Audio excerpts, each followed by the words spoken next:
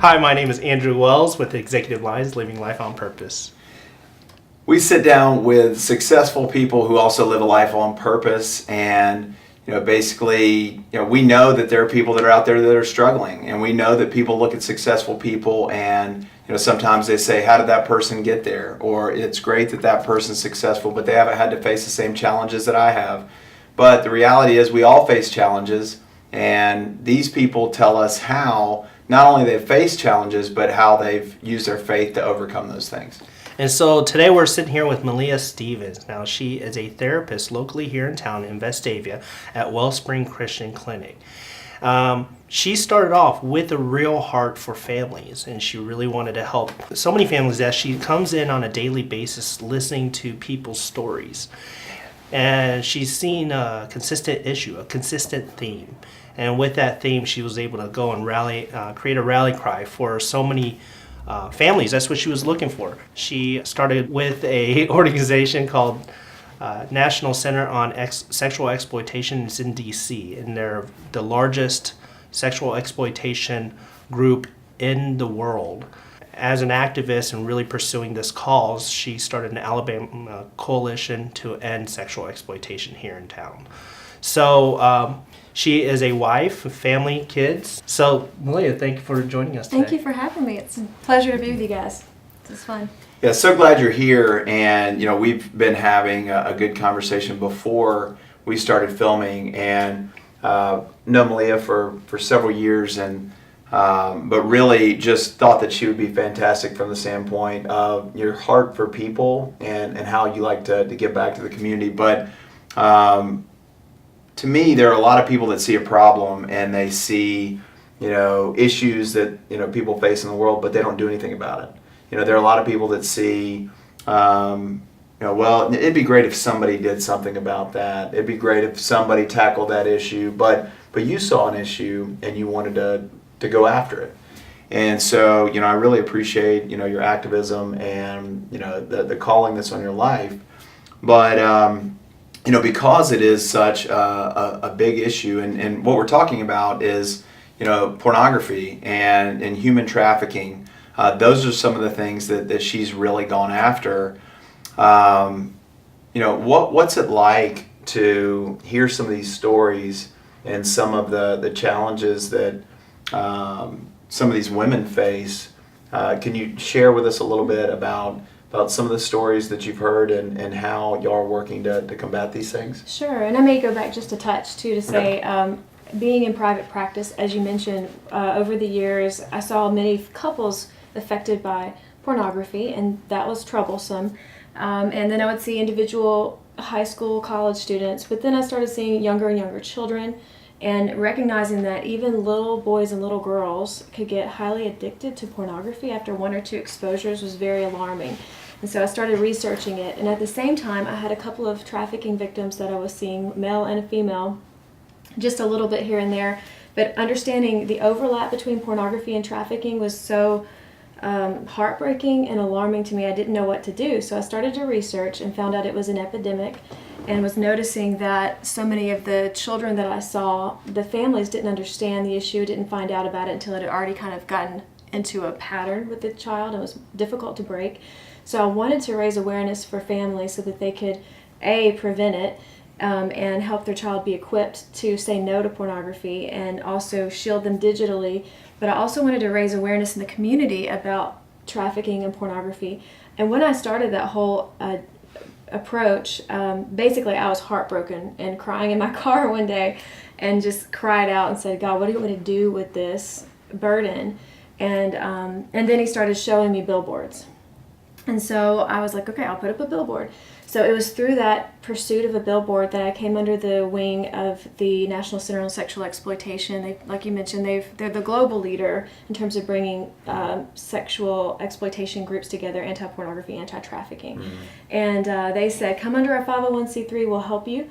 And so we put up a billboard on I-20, and it was at that time that I actually learned that I-20 that runs through Birmingham is the human trafficking corridor. Worst. Right. Yeah. We had an estimated 15,000 women and children being trafficked through Birmingham city limits. So So again, my eyes were even more open. I'm like, oh my gosh, this is why I'm supposed to put a billboard right here. And our first billboard design was a picture of a little girl with a price tag around the back of her neck, and it said, "How much for your daughter?" Wow. pornharms.com/bham.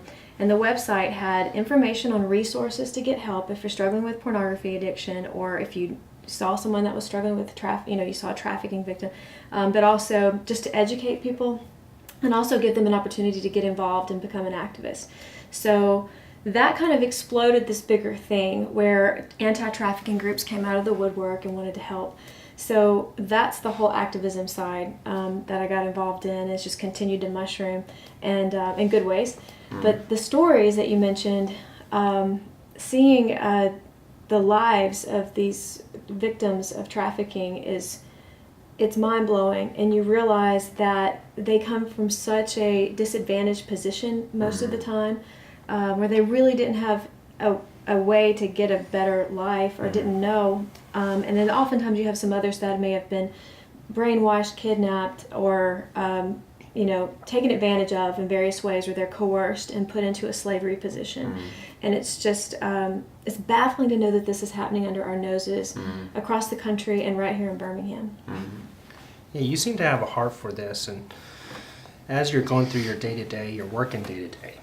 So you have an 8-to-5 job just like everybody else. You're a therapist, and you see these families come in and out. Now, you must hear some crazy stories that I know you can't talk about.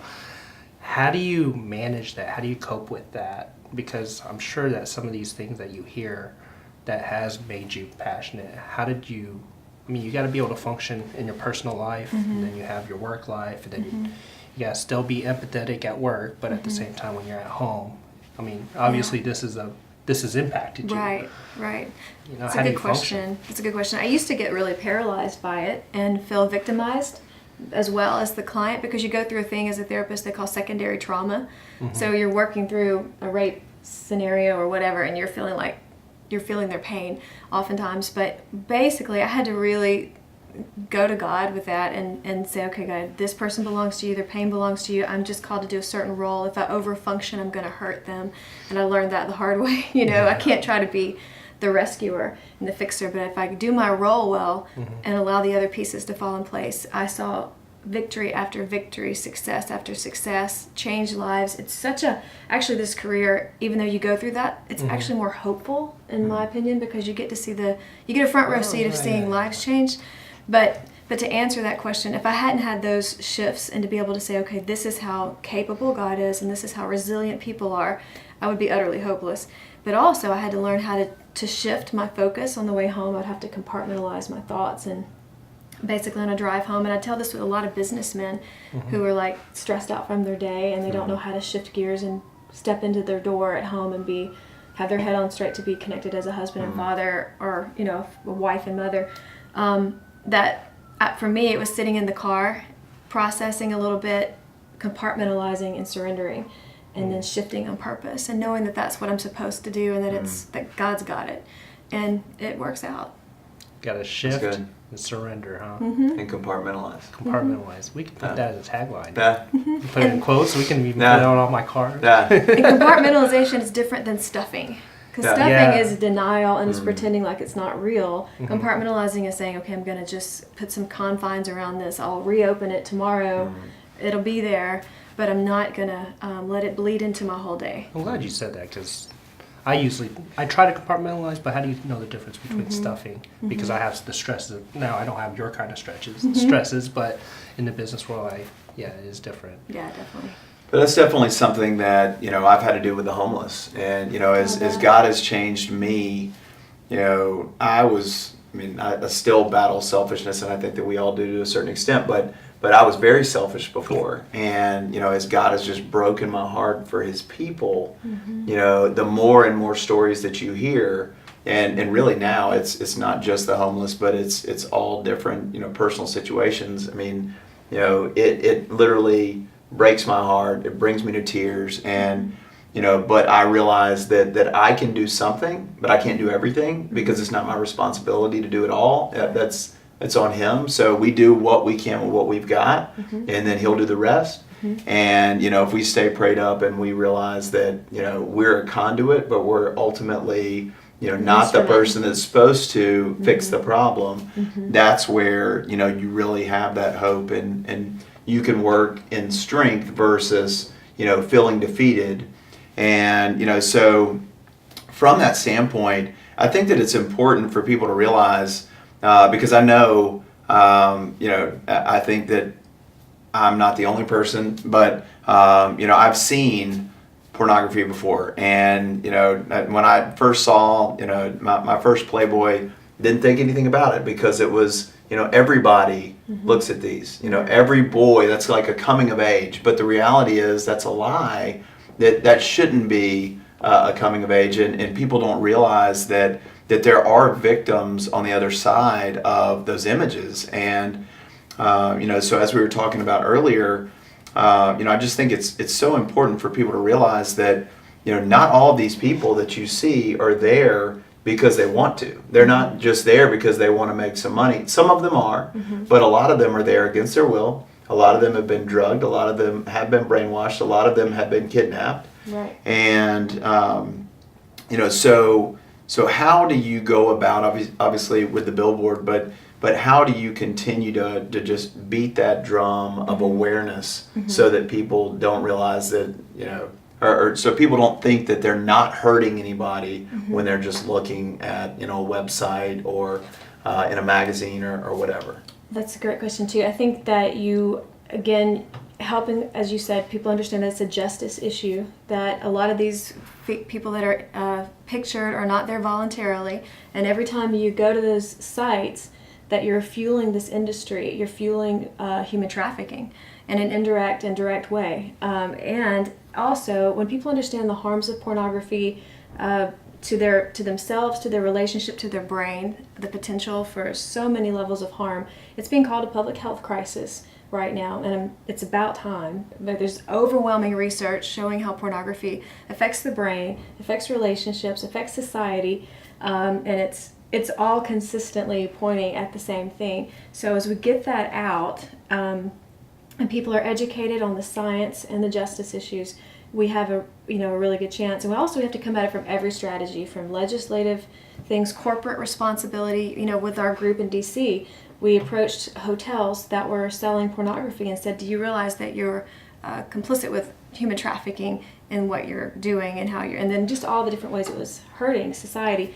So Marriott had stopped selling anything related to that a long time ago. I don't even know if they ever did it. But Hilton, Hyatt, all the different hotel chains, one by one, domino effect, shifted their corporate policies. And so there's good, positive peer pressure to become a healthy company, just like we have green companies. It's the same thing with how are we fueling sexual exploitation and raising awareness that way, so people can say, I'll go with this company but not this one because these people support sexual exploitation. That's good. Doesn't it feel like an endless struggle?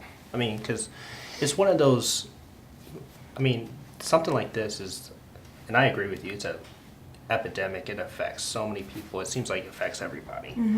And it's kind of one of those hidden things that no one talks about but everybody knows. But every time, and I always call them the bad guys, right? So every time the bad guys go out or the good guys go and change a law, the bad guys go and find a way around it. That's the nature of the good guy bad guy dynamic, right? And so but something like this is kind of it's a very powerful thing, and it's hidden, and it goes all the way, and as you see, it goes all the way up to the highest of our government officials, and even worse. If you go outside of our country, it's worse.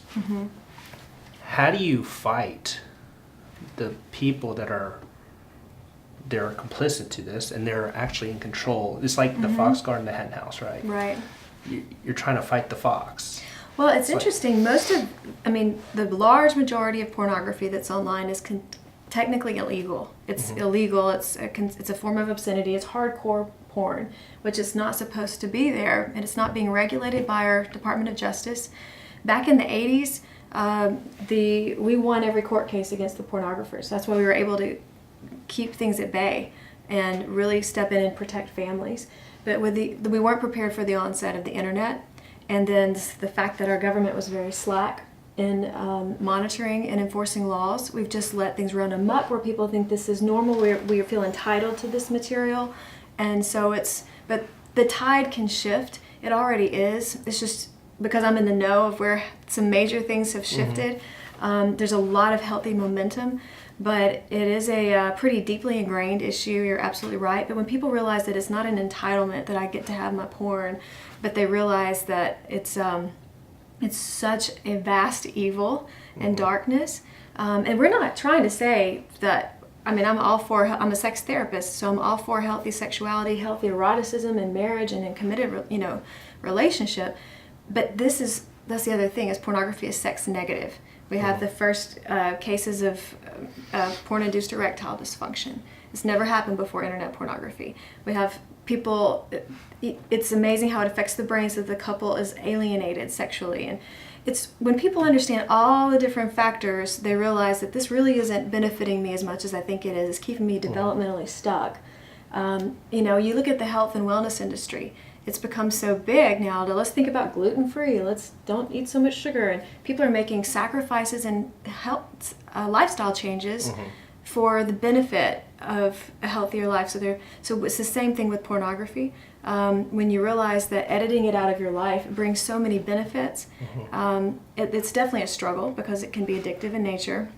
But you look at these secular websites like rebootnation.com. There's 3 that I know of that are major websites. It's not faith-based, it's not morality-based, it's all these men, like 250,000 on one website, that are working to quit porn because of the way it's impacting their body and their relationships.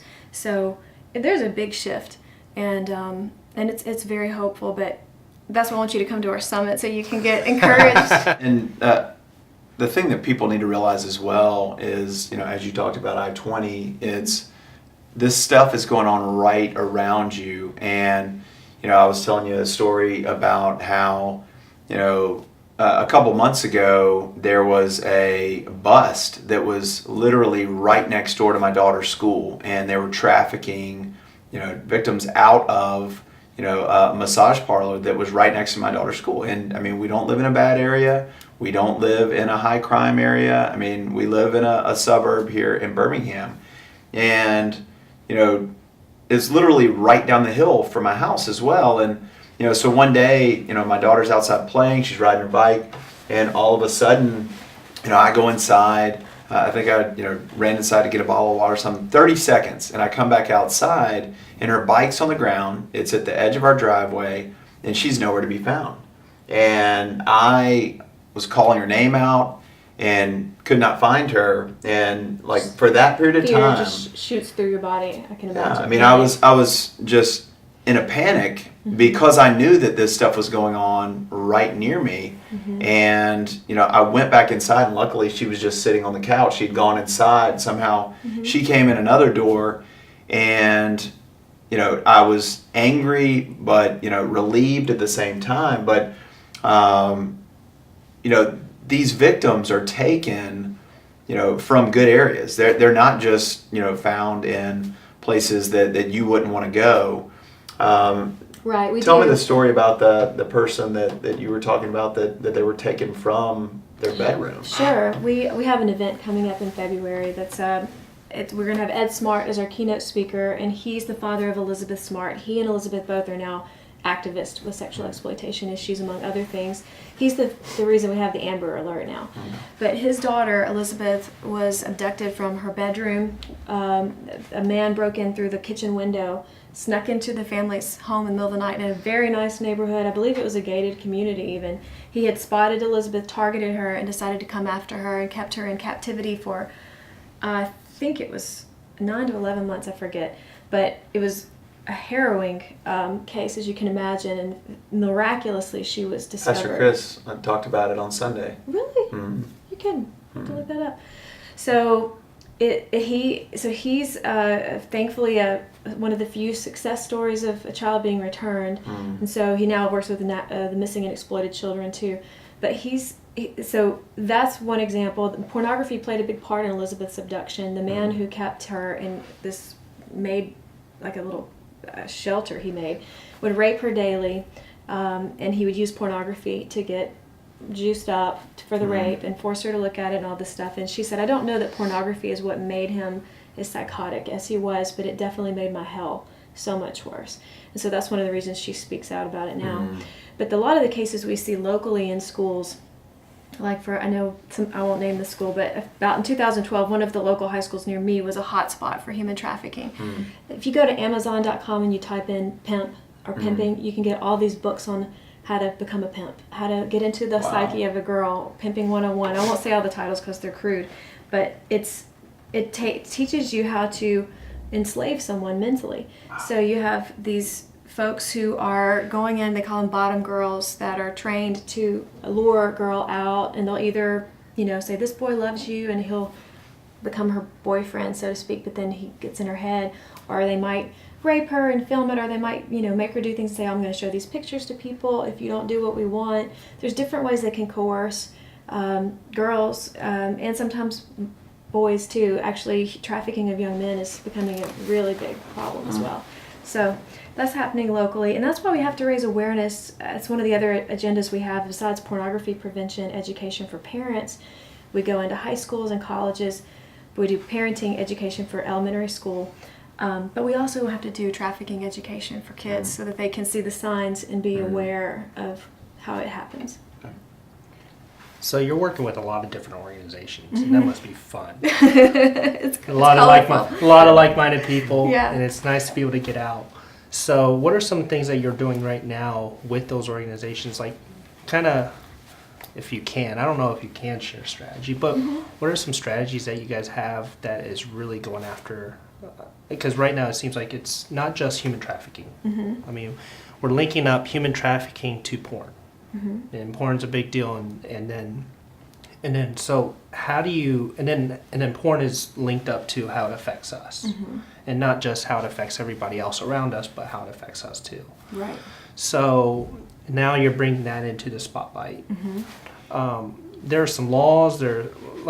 Share with us some of the strategies that you guys are going after. Sure. One of the things we would really love to see happen in Alabama is the passage of the declaration. It's called a resolution to declare pornography a public health crisis. They've passed it in several other states, and we would love to see that happen here because once that's passed, it's kind of a way to help the government enforce laws that are already on the books that may be being neglected as far as obscenity and trafficking, the whole full gamut, to better protect citizens and to raise awareness.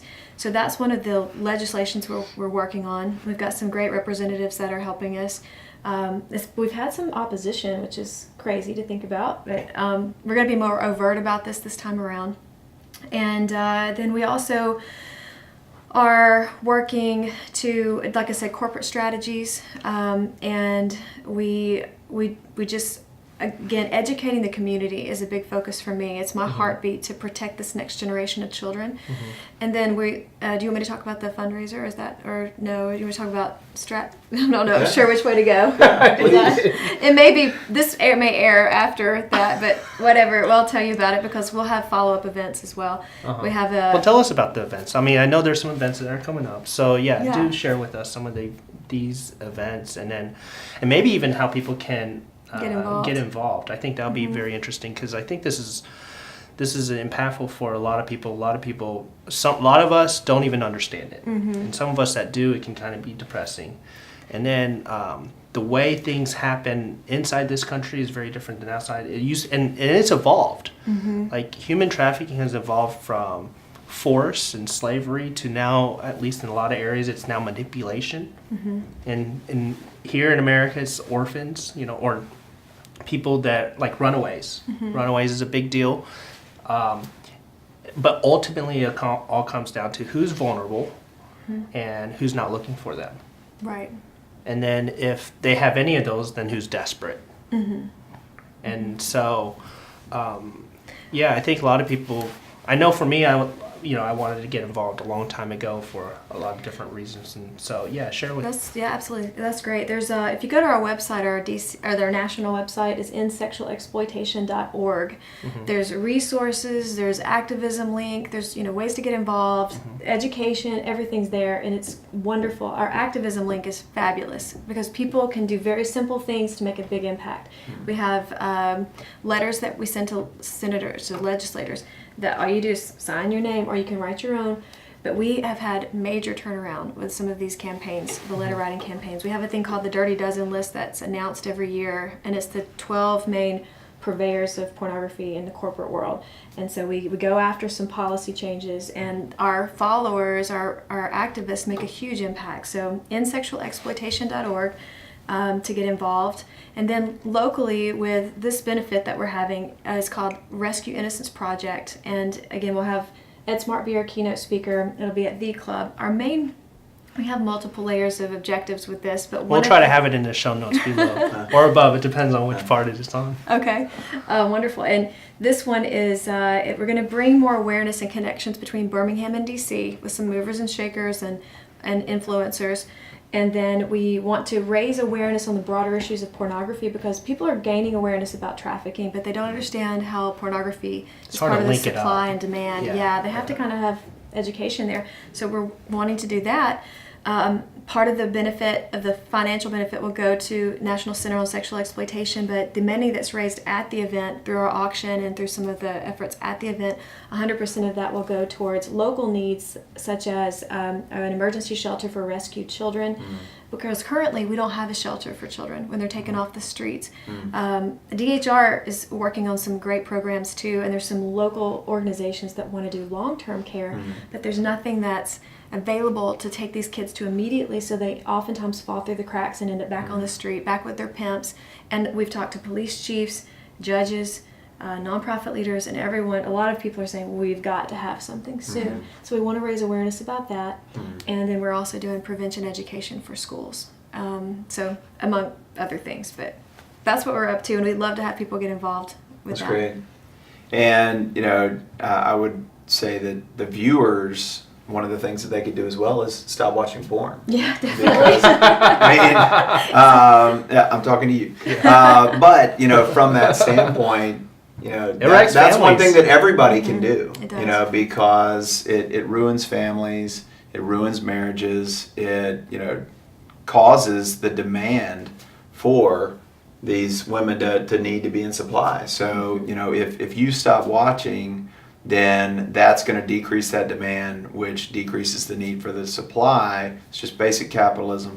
And that's one thing that everybody out there can do, whether they get involved in the cause or not. It's something that the more awareness that everybody has, it's not just something that, it just makes me feel good and I'm not hurting anybody. It does hurt people. Absolutely. So you need to realize that and stop. Thank you for highlighting that, Matt. And if they have trouble stopping because they're hooked, that's very often a common problem. There are so many great local resources for that too. Men's outreaches that are free. I know Church of the Highlands has some, but there's also some through Undone Redone Ministry and Awaken Ministries locally. But there's ways to get help to stop, because I know from sitting with people, women and men, who are grieving because they can't quit.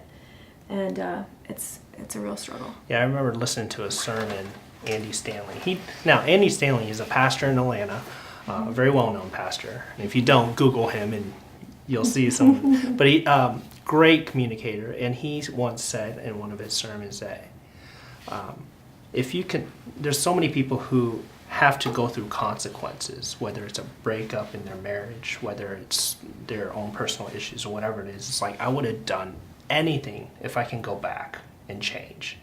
I would do anything if I could go back and change my life, change the situation, change whatever it is. But they're in a position where it's almost already too late. And Andy was like, why not just do anything now? Why not just do anything now, whatever extreme it is, to do anything now, so that way that consequence doesn't happen.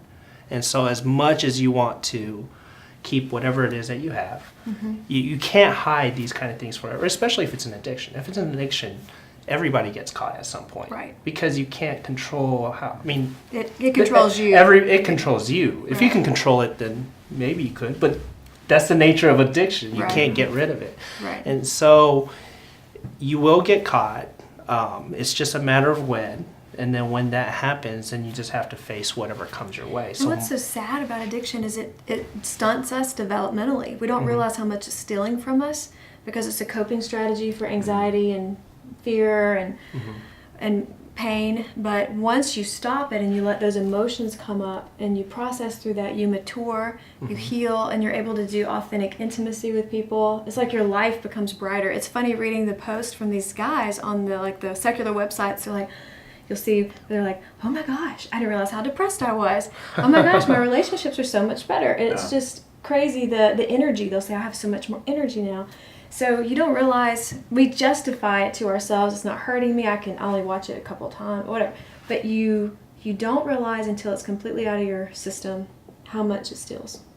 Well, and the enemy comes to kill, steal, and destroy. So he blinds people and he deceives people with, various lies, and this is one of the lies that he tells people, that it's just acceptable behavior. But today has been fantastic. Definitely appreciate you being here, Melea. Thank you for having me. And I hope that the viewers got something out of this. Go to executivelion.com to see more of these videos, and you can also check us out at Living Life on Purpose on Facebook, and give us your feedback. So thank you so much for watching, and we hope you have a great day. Thank you, guys. Thank you.